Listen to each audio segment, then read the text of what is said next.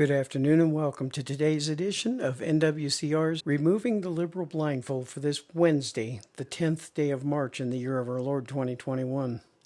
Yesterday I talked about H.R. 1 and the things that it will do to our voting rights here in America, and none of it is good. But that is not all that it will do. It will curtail a lot of free speech too.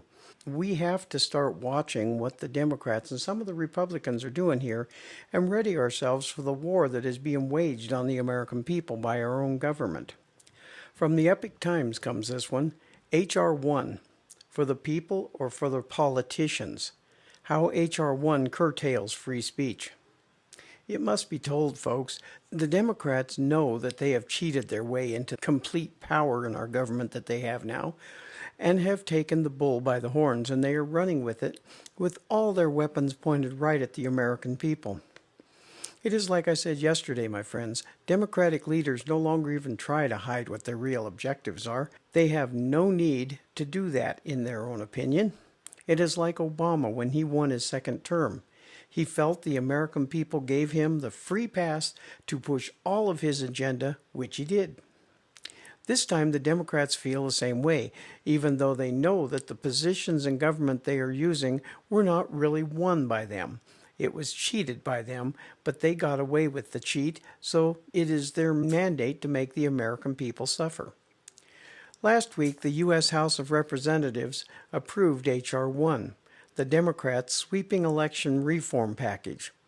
While many have focused on how the bill changes voting and voter registration, the bill also has major implications for free speech, which have largely gone unnoticed. Critics of the bill say that the disclosure rules open the door for intimidation and harassment of Americans for their political beliefs, and that's already going on, folks. Some also say that it subsidizes political campaigning with taxpayer money and thrusts piles of paperwork upon Americans who want to criticize elected officials. To find out what's really hidden in the weeds of this nearly 800-page bill, David Keating, the president of the Institute for Free Speech, said, "It says For the People Act, but more accurate title would be For the Politicians Act." And now to remove the liberal blindfold here, folks. People are basically selfish and imperfect.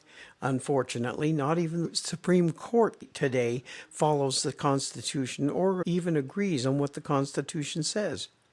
But I am certain that without some real basic honesty and without the foundation of biblical truth, especially in our government officials, we are doomed.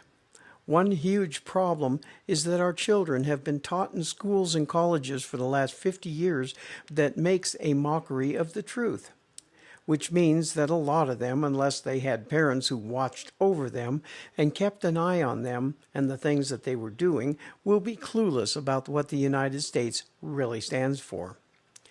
To most of them, they believe that, as the BLM and the Antifa do, that America is the problem.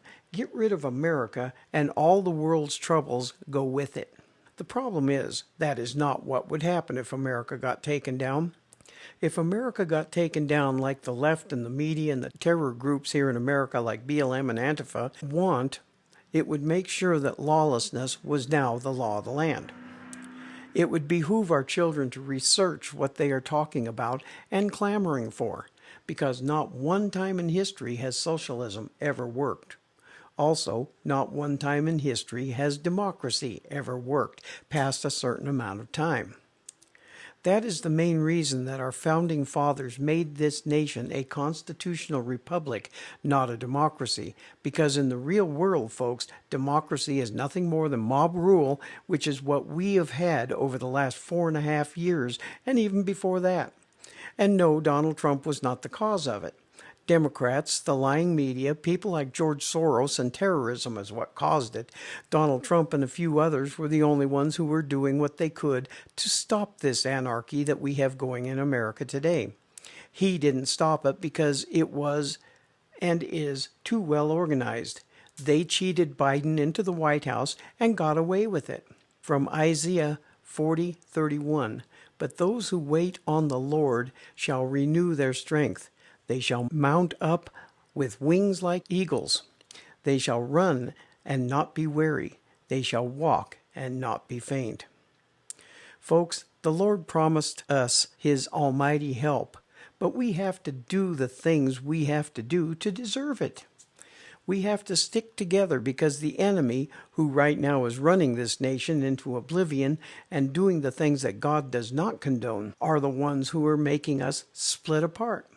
And we have to stop splintering apart by agreeing with small parts of their whole picture and start uniting against the enemy.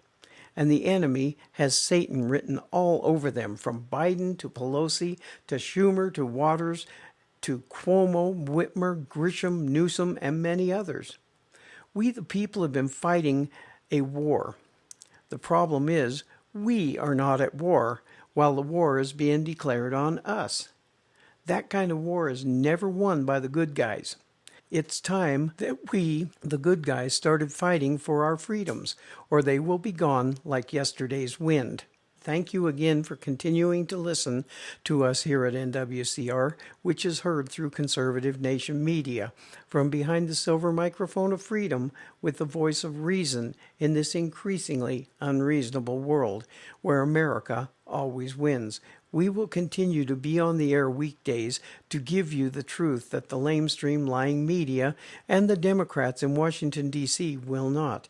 Thank you all for listening, and we will be back tomorrow. Have a great day, and God bless you all.